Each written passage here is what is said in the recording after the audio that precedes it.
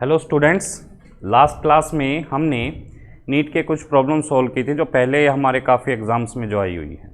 ठीक है, जैसे वहाँ हमने नीट के प्रीवियस ईयर क्वेश्चंस डिस्कस किए थे, कुछ जेई मेंस के भी क्वेश्चन डिस्कस किए थे। उसी सीरीज़ में आगे चलते हैं और काइनेमेटिक्स के कुछ और क्वेश्चंस डिस्कस करते हैं। जैसे ये क्वेश्चन है कि a particle moves in x y plane according to rule x equal to this and y equal to this. तो पार्टिकल कौन से पाथ पे जाएगा? भाई पार्टिकल का पाथ अगर देखना है तो उसकी ट्रेजेक्टरी के इक्वेशन एक बार देख लें। ठीक है, तो उसके लिए क्या करें भाई, साइन और कोस की इक्वेशन है। ठीक है, साइन और कोस में एक इक्वेशन है हमारी। तो यहां पे क्या कर सकते हैं कि sine square plus cos square हमें पता है 1 होता है, तो क्यों ना स्क्वायर करके ऐड करके देखें। तो इसका square x square equal to a square sine square omega t and y square equal to a square cos square omega t. दोनों को ऐड कर दें तो x square plus y square equal to a square common ले लें तो sine square theta plus cos square theta 1 हो जाएगा। ये एक इक्वेशन आई कि x square plus y square equal to a constant square. This type of equation is of circle. ये एक सर्कल की इक्वेशन है जिसका सेंटर कहां है? ओरिजिन पे है। नेक्स्ट प्रॉब्लम,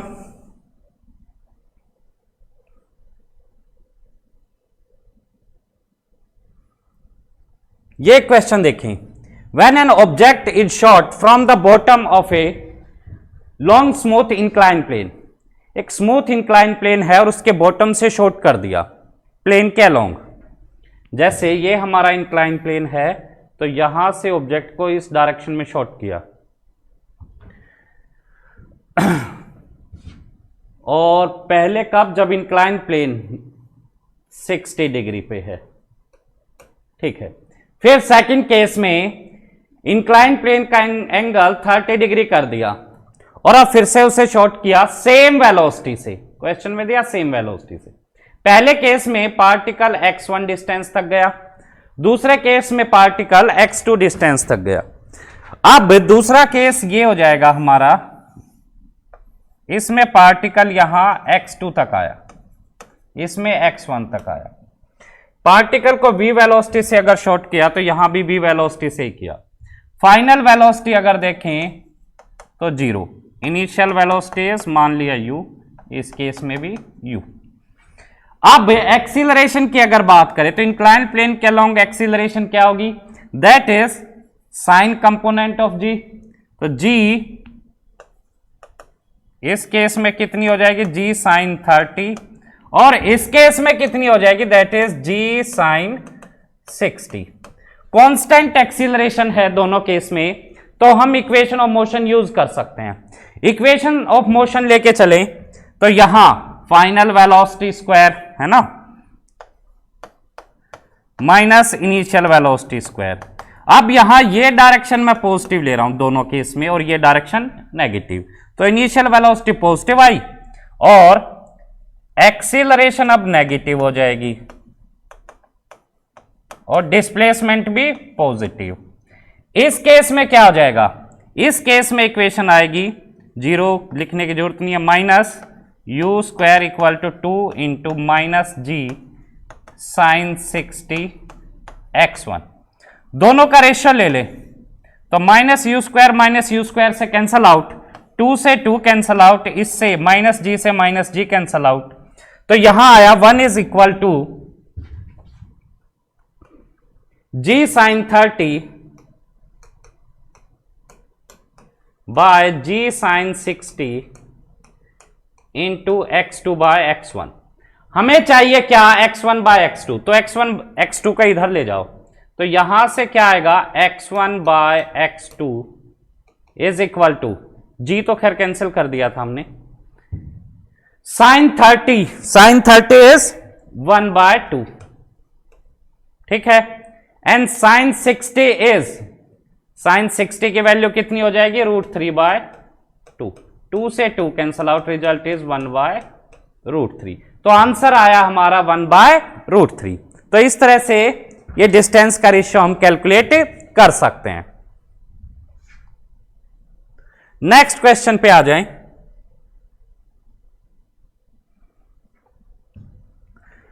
क्वेश्चन है कि पार्टिकल की इनिशियल वेलोसिटी दे दी 2i cap plus 3j cap और एक्सीलरेशन दे दी।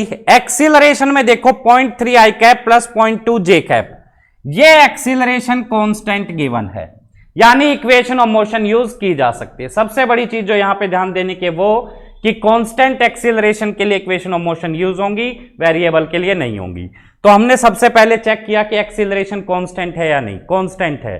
तो v equal to u plus a t, s equal to u t plus half a t square and v square minus u square equal to 2s, ये equations हमारी यहां use की जा सकती हैं।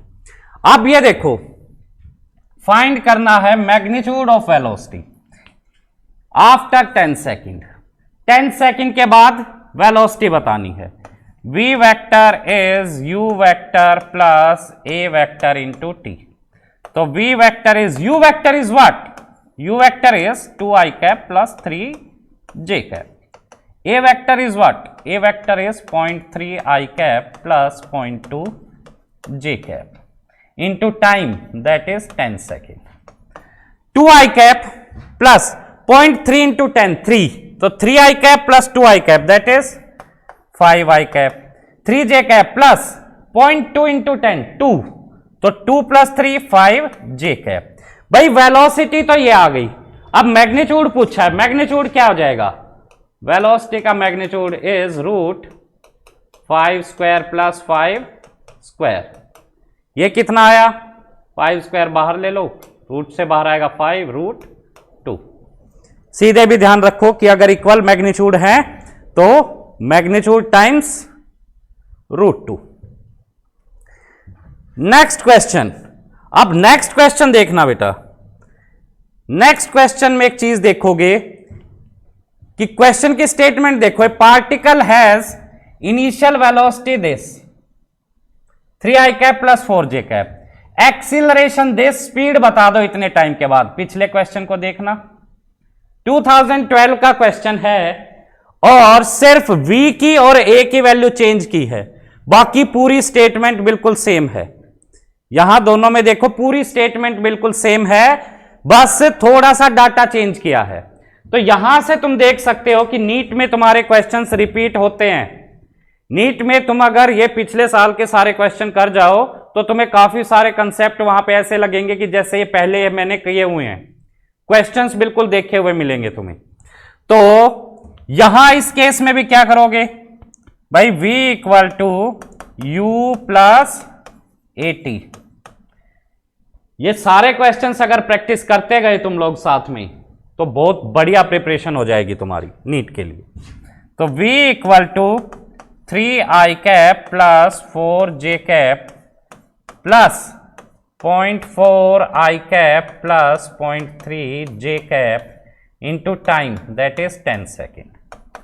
तो यह आ गया 0.4 into 10, 4, 3 plus 4 7i cap, 4j cap plus 0.3 into 10, 3, 3 plus 4 7j cap. और यहां से वेलोसिटी का मैग्नीट्यूड क्या आएगा इस बार? 7√2 हो जाएगा। Answer is this. कितना सिंपल क्वेश्चन है। आगे देखते हैं।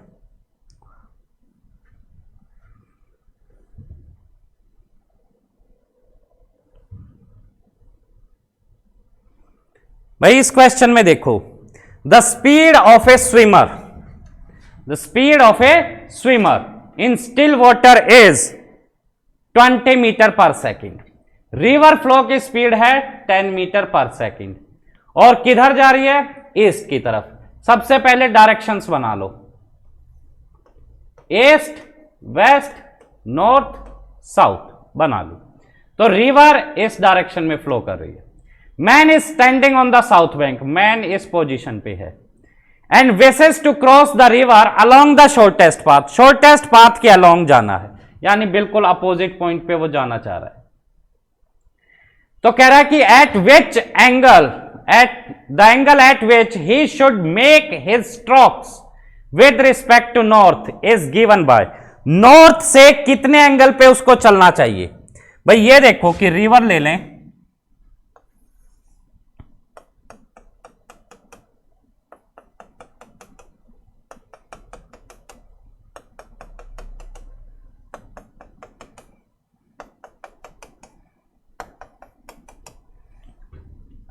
वो इस पोजीशन पे है और उसको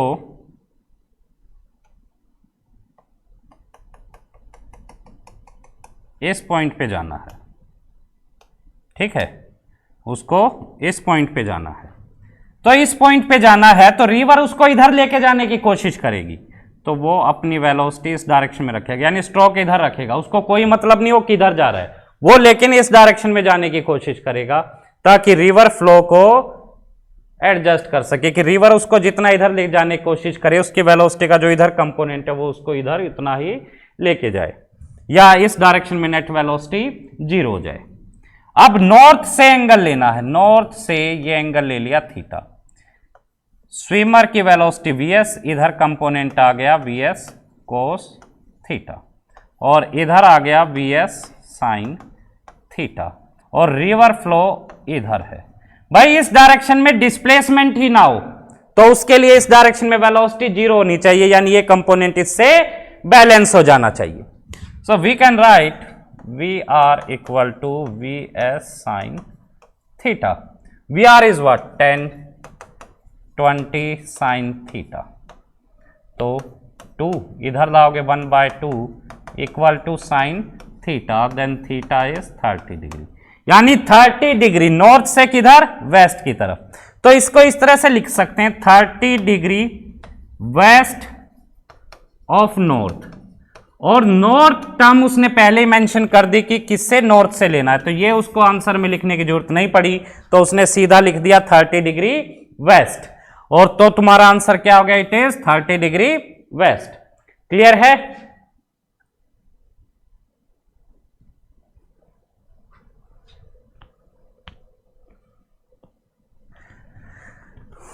नेक्स्ट क्वेश्चन पे आ जाएं।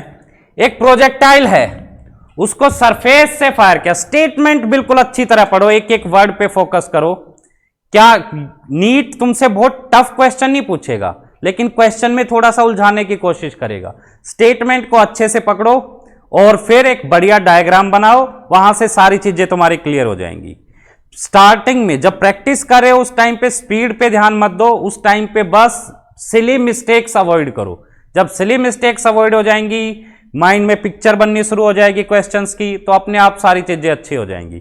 स्टार्टिंग में मिस्टेक नहीं होने देनी है, ठीक है, मिस्टेक्स अवॉइड करनी है, और उसके लिए प्रॉपर डायग्राम और प्रॉपर इक्वेशंस लेके चलो। ये देखो कि प्रोजेक्टाइल है, प्रोजेक्टाइल को सरफेस से फायर कर दिया, कितनी वेलोसिटी से, इतनी से, ठीक है, कितने एंगल से, थीटा से, कहां से, हॉरिजॉन्टल से, ठीक है। एक दूसरा प्रोजेक्टाइल है, फिर उसको फायर किया किसी दूसरे प्लेनेट पे, प्लेनेट चेंज करने से वो क्या चेंज करना चाह रहा है, भाई हमें पता होना चाहिए, प्लेनेट चेंज करेगा तो acceleration due to gravity change करेगा, ठीक है, कर लो। फिर वेलोसिटी ले ली उसने उस प्लेनेट पे, कितनी, 3 मीटर पर सेकेंड, और एंगल सेम रखा, ठीक है। तो उसने कहा सेम ट्रेजेक्ट्री फॉलो हुई, सेम ट्रेजेक्ट्री फॉलो हुई, तो कह रहा है कि प्लेनेट पे ग्रेविटी बता दो। सेम ट्रेजेक्ट्री फॉलो हो तो उसके लिए इक्वेशन ऑफ पाथ दोनों की सेम हो जानी चाहिए। पहले वाले के लिए इक्वेशन ऑफ पाथ देखोगे तो y इक्वल टू x tan theta minus half g x square by u square cos square theta. दूसरे वाले के लिए equation of path y equal टू एक्स टेन थीटा, भाई एक्स वाई थीटा सब सेम है, तो माइनस हाफ, अब g नहीं है वहां पे, g डैश मान ली, और स्पीड तो सेम रखी, स्पीड डिफरेंट है, सॉरी स्पीड ही तो डिफरेंट रखी है, ये इसको ले लो v by cos square theta. अब ये देखो ये टर्म सेम, ये term same, cos square theta, x square half half, तो इसका मतलब ट्रेजेक्ट्री सेम होने के लिए g बाय यू स्क्वायर किसके इक्वल होना चाहिए, g dash by v square के। पूरा सोल्व करोगे परेशान हो जाओगे, बस ये पोर्शन इक्वेट कर लो, तो g by u square is कितनी स्पीड गिवन है, 5 square 25, g dash by 3 square is 9, तो g डैश की वैल्यू 9 बाय 25 इंटू जी की वैल्यू 9.8 लेनी है भाई, ठीक है। 9.8 ले लो, या सिंपल सा बताऊं कि 9.8 की जगह 10 लेके चल लो। 10 अगर लोगे तो उससे थोड़ा सा आइडिया लग जाएगा, कैलकुलेशन थोड़ी सी फास्ट हो जाएगी। 5 2 5 18/5 एंड दैट इज 3.6। भाई अगर हम वैल्यू 10 ले तो 3.6 आएगा, और 9.8 लेंगे तो 3.6 से थोड़ी सी स्मॉलर वैल्यू आएगी, और 3.6 से स्मॉलर यहां बस उसने एक ही वैल्यू दी है ना। 3.6 से स्मॉलर बस एक ही वैल्यू है, दैट इज 3.5। तो आंसर इज 3.5। इस तरह से ये कैलकुलेशन हमने अवॉइड कर ली, थोड़ा सा अपना टाइम सेव किया और आंसर आ गया। आगे देखते हैं।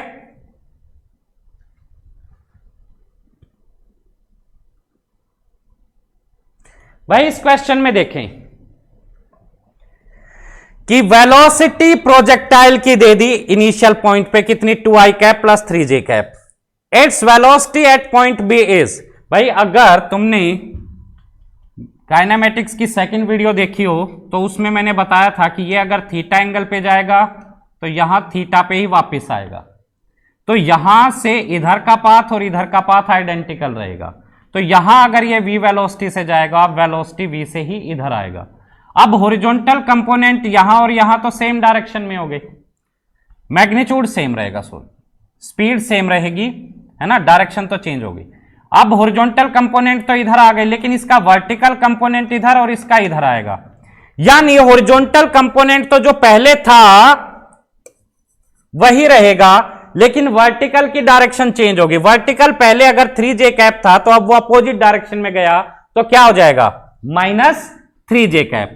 तो आंसर आएगा ये तो सेम और इसकी डायरेक्शन अपोजिट, तो 2i कैप -3j कैप। तो आंसर इज दिस। क्लियर है? ये कंसेप्ट ध्यान रखना कि इधर और इधर पाथ सेम लेवल पे अगर आ रहा है तो ये दोनों पाथ आइडेंटिकल। वर्टिकल कंपोनेंट जैसे डिक्रीज करता जाएगा वैसे ही फिर इंक्रीज करता जाएगा। ये थीटा पे गया तो थीटा पे ही वापस आएगा, स्पीड दोनों जगह सेम रहेगी, वर्टिकल कंपोनेंट की डायरेक्शन चेंज हो जाएगी। अगर इस कंसेप्ट पे क्वेश्चन आए तो मुझे लग रहा है कि अब सभी कर सकते हैं। ठीक है,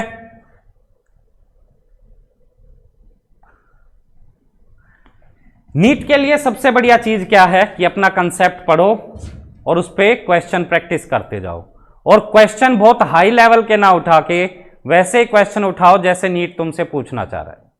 तो उन क्वेश्चंस की बार बार प्रैक्टिस करो, सिली मिस्टेक्स को अवॉइड करो, सेम कंसेप्ट पे क्वेश्चन बार बार करो ताकि स्पीड भी बढ़े और वो कंसेप्ट तुम्हारे माइंड में बढ़िया से सेट भी हो जाए, ताकि वहां पे क्वेश्चन देखो तो हड़बड़ाहट ना हो, पता चल जाए कि हाँ ये क्वेश्चन मैंने देखा हुआ।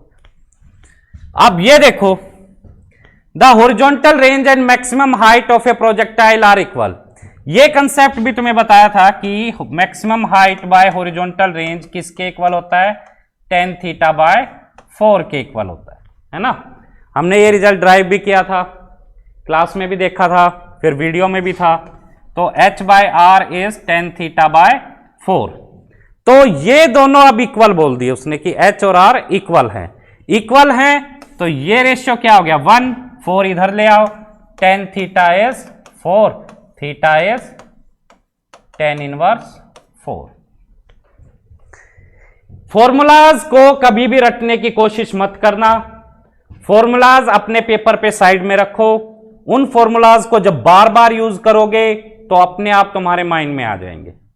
उनको बार बार यूज करना है, उनको रटना नहीं है। रटने लगे तो फिजिक्स में इतने फॉर्मूलाज हैं कि पागल हो जाओगे। तो रट्टे मत मारना, रट्टा अपना बायो के लिए रखना, केमिस्ट्री में थोड़ा बहुत रखना, फिजिक्स में रट्टा मत लेके आना। यहां पे फॉर्मूला साइड में रख के भी प्रैक्टिस कर सकते हो। ठीक है,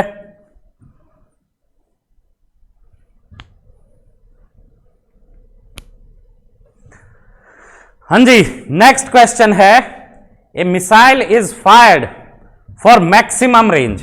अब भाई इस वर्ड पे आ जाओ, मैक्सिमम रेंज के लिए फायर किया तो यानी सीधे उसने थीटा ना देके थीटा बता भी दिया तुम्हें, है ना। थीटा की वैल्यू नहीं दी, बस उसने यहां पे ये चेक कर लिया कि तुम्हें मैक्सिमम रेंज के लिए थीटा पता है या नहीं पता है। तो मैक्सिमम रेंज के लिए थीटा कितना होता है, 45 डिग्री।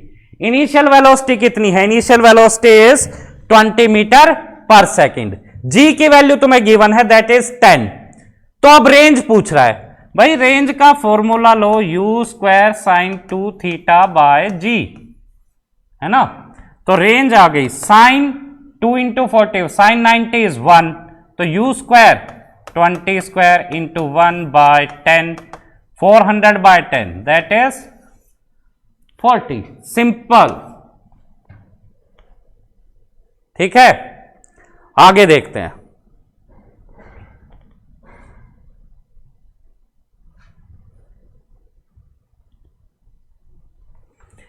नेक्स्ट क्वेश्चन है हमारा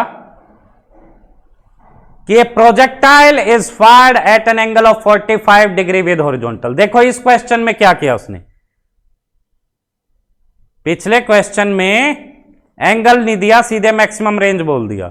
अगर इस क्वेश्चन को भी घुमाना हो तो वो वही बोल देगा कि एक प्रोजेक्टाइल को मैक्सिमम रेंज के लिए फायर किया है ना। लेकिन इस बार उसने थीटा दे दिया। अब वो कह रहा है एलिवेशन एंगल बताओ। एलिवेशन एंगल पहले समझो कि एलिवेशन एंगल होता क्या है।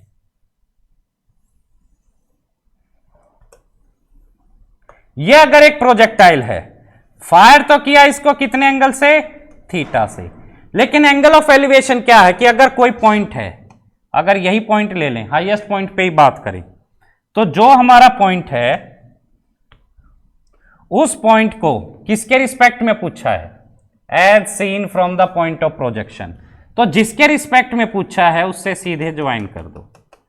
तो ये लाइन इससे हॉरिजॉन्टल से जो एंगल बनाएगी that is your angle of elevation. अब अल्फा और थीटा को रिलेट करना है हमें। भाई ये देखो, ये रिजल्ट है, तुमने वीडियो में भी देखा होगा या क्लास का भी ध्यान होना चाहिए। अपनी नोटबुक में पेज पलटोगे ये रिजल्ट सभी को मिलेगा। काफी फेमस रिजल्ट है ये कि ये एंगल अल्फा, ये एंगल बीटा। तो टेन थीटा किसके equal? Tan theta is equal to tan alpha plus tan beta. ये रिजल्ट होता तो हमारा किसी भी जनरल पॉइंट के लिए। और अगर मैक्सिमम हाइट पे देखोगे तो बीटा तुम्हारा अल्फा के इक्वल आ जाएगा, है ना।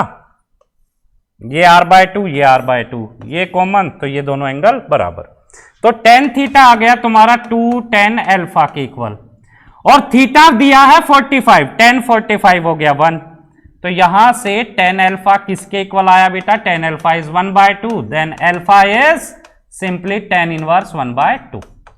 तो ये जो रिजल्ट है ये अगर पता है तुम्हें तो डायरेक्ट सोल्व कर लो, वरना ये नहीं पता होगा तो टेन अल्फा क्या लिखोगे? h/r/2, फिर लगे रहो h और r की वैल्यू पुट करने में, है ना।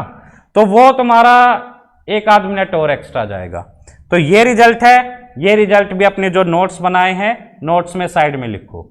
नोट्स होने चाहिए तुम्हारे 2-4 पेज के। उन 2-4 पेजेस में जो इंपॉर्टेंट फॉर्मूलाज वगैरह वो तुम्हारे आ जाएं, उन सभी को रख लो और क्वेश्चन सोल्व करते जाओ।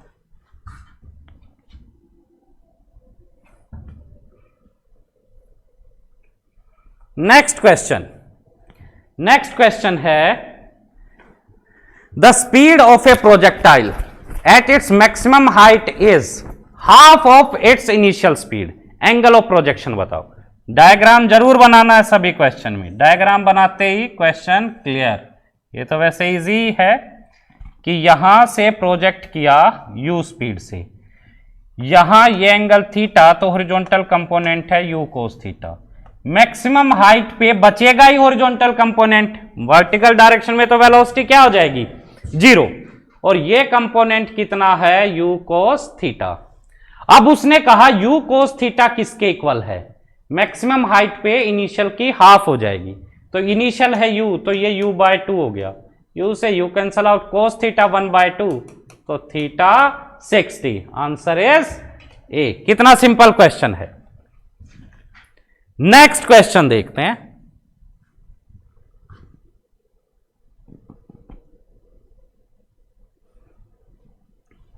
Next question is a particle of mass m is projected with velocity v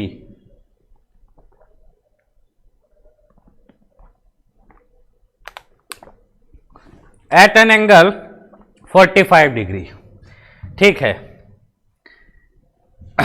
when with the horizontal, when the particle lands on the level ground, ये कह रहा है सेम लेवल पे ही आना चाहिए।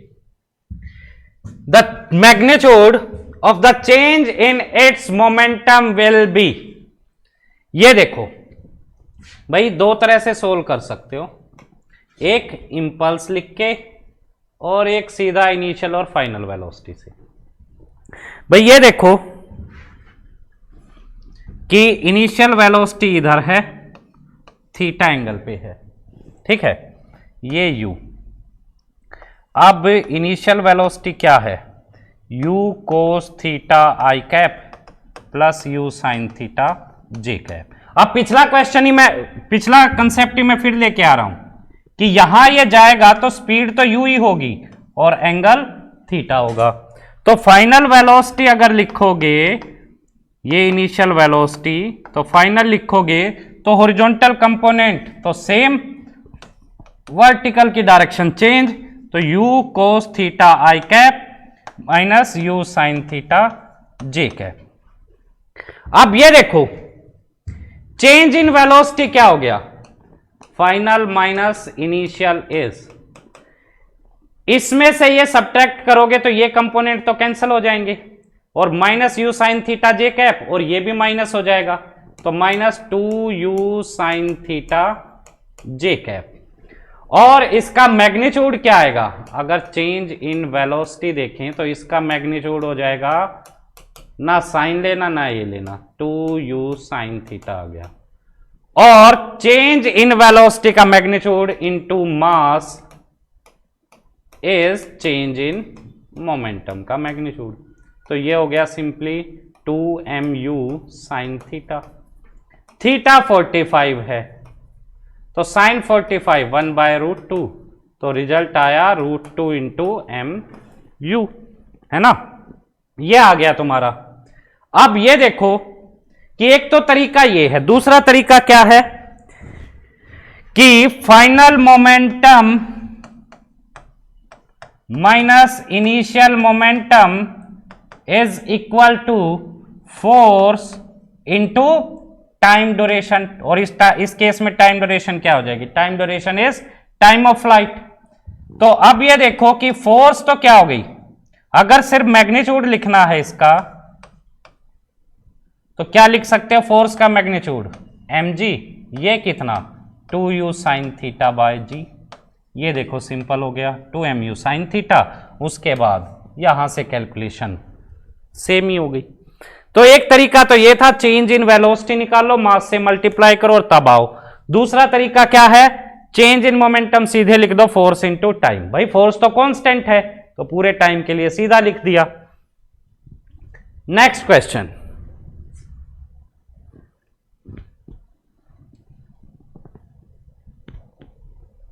इस क्वेश्चन को देखो।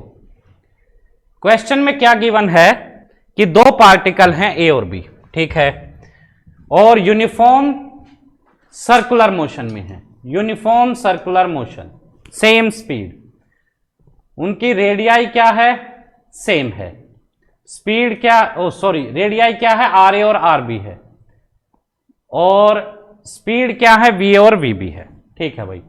टाइम पीरियड की अगर बात करें तो टाइम पीरियड सेम दे दिया, एंगुलर स्पीड का रेशियो पूछ लिया। अब इस क्वेश्चन को देखो, इस क्वेश्चन में यहां से लेके यहां तक कोई यूज नहीं है, यूज सीधे यहां है कि दो पार्टिकल सर्कल पे जा रहे हैं, है ना, कंसेंट्रिक सर्कल पे, और उनके टाइम पीरियड सेम है, तो एंगुलर वेलोसिटी का रेशियो पूछ रहा है। भाई पहले का टाइम पीरियड बाय दूसरे का टाइम पीरियड किसके equal, 2 pi by omega a by 2 pi by omega B.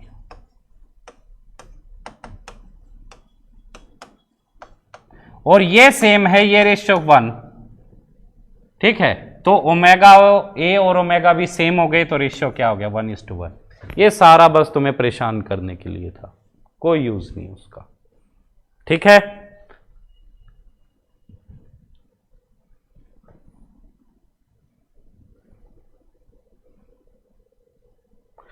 अब इस क्वेश्चन को देखो, एक पार्टिकल है रेस्ट से स्टार्ट कर रहा है, ठीक है भाई।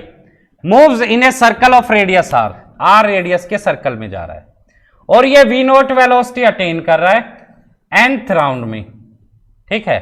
n राउंड में उसने इतनी वेलोसिटी अटेन कर दी। अब इसने कहा कि एंगुलर एक्सीलरेशन बताओ। भाई इस क्वेश्चन में देखो, इस क्वेश्चन में उसने बोला नहीं है कि एंगुलर एक्सीलरेशन कांस्टेंट है, लेकिन जिस तरह से इसने डाटा दिया है उसमें हम इसको कांस्टेंट कंसीडर करते हुए चल रहे हैं, ठीक है। नीट लेवल पे काफी बार चीजें क्वेश्चन में तुम्हें ऐसे ही दिखेंगी। अब ये देखो कि इनिशियल एंगुलर वेलोसिटी तो 0 और फाइनल एंगुलर वेलोसिटी कितनी हो गई, v note by radius r, ये हो गई। अल्फा तुम्हारा ये मान लिया, एंगुलर एक्सीलरेशन अल्फा मान लिया। अब इक्वेशन ऑफ मोशन इसके लिए यूज करें तो omega square minus omega naught square equal to 2 alpha theta. तो ये तो कितना है, v naught square by r square, ये 0 2 अल्फा। थीटा देखो, थीटा लिखना है, नंबर ऑफ रोटेशन नहीं लिखने, ये चीज ध्यान रखना। थीटा क्या हो जाएगा, n रोटेशन किए उसने, ठीक है भाई। एक रोटेशन में कितना एंगल रोटेट करेगा, 2 पाई, तो n में 2 पाई इंटू एन, तो 2 पाई इंटू एन, तो अल्फा आया v naught square by r square into 4 pi n. तो v naught square by r square into 4 pi n, तो v naught square by r square into 4 pi n, this is your right answer, ठीक है।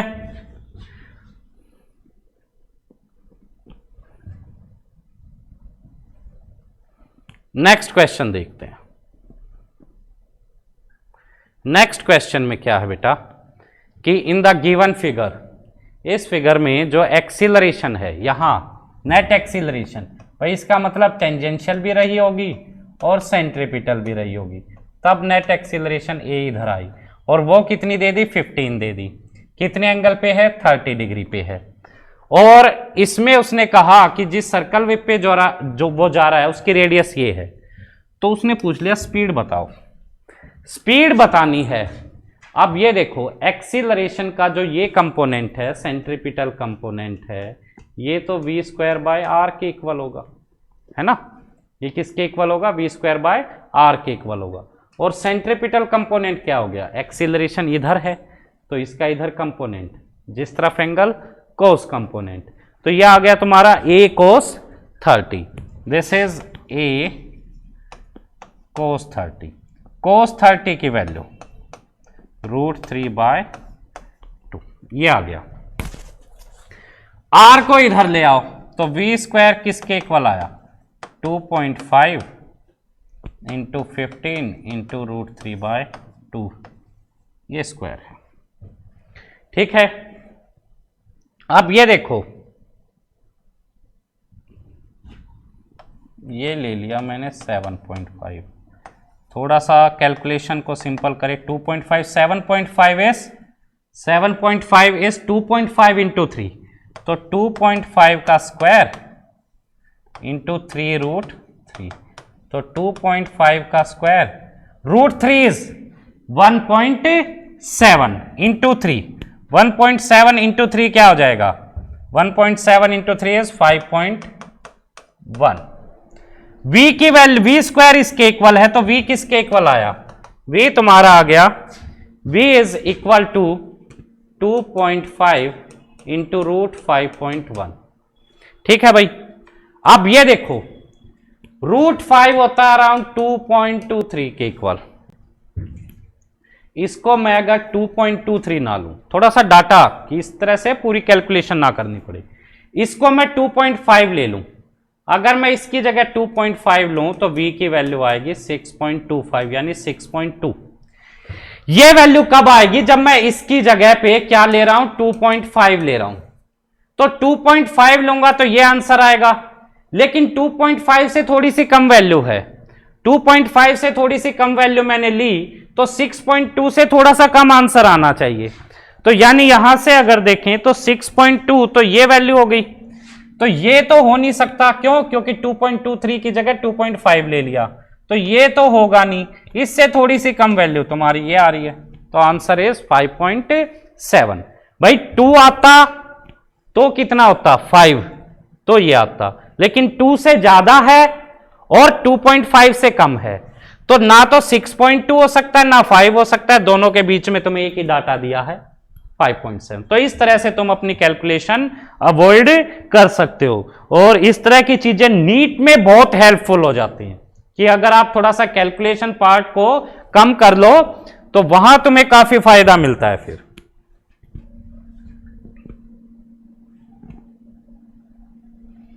अब ये question देखें कि एक particle है, एक सर्कल पे जा रहा है, सर्कल की रेडियस है 5 सेंटीमीटर, ठीक है, और कांस्टेंट स्पीड से जा रहा है, टाइम दे दिया ये, तो एक्सीलरेशन पूछ ली, कांस्टेंट स्पीड से जा रहा है, इसका मतलब क्या है कि टेंजेंशियल एक्सीलरेशन तो 0 है और सिर्फ सेंट्रीपिटल एक्सीलरेशन है, और वो किसके इक्वल होती है?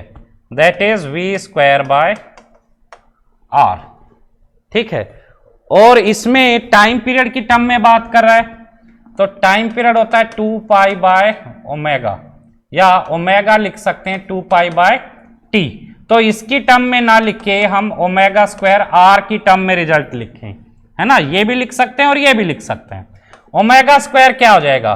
4π² t² यानी 0.2 इंटू पाई का स्क्वायर, तो π² ये 0.2 का स्क्वायर दैट इज 0.04, और उसको लिख सकते हैं 4 इंटू 10⁻⁻²। और रेडियस ऊपर है, रेडियस कितने? 5 सेंटीमीटर, ये चीज ध्यान रखना, यूनिट्स का ध्यान रखना है हमेशा। तो यहां 5 सेंटीमीटर है तो मीटर में कन्वर्ट करो, इससे ये कैंसल आउट, इससे ये, तो आंसर आ गया 5। तो सेंट्रीपिटल एक्सीलरेशन या नेट एक्सीलरेशन इज 5। क्लियर होगा सभी को? आगे देखते हैं।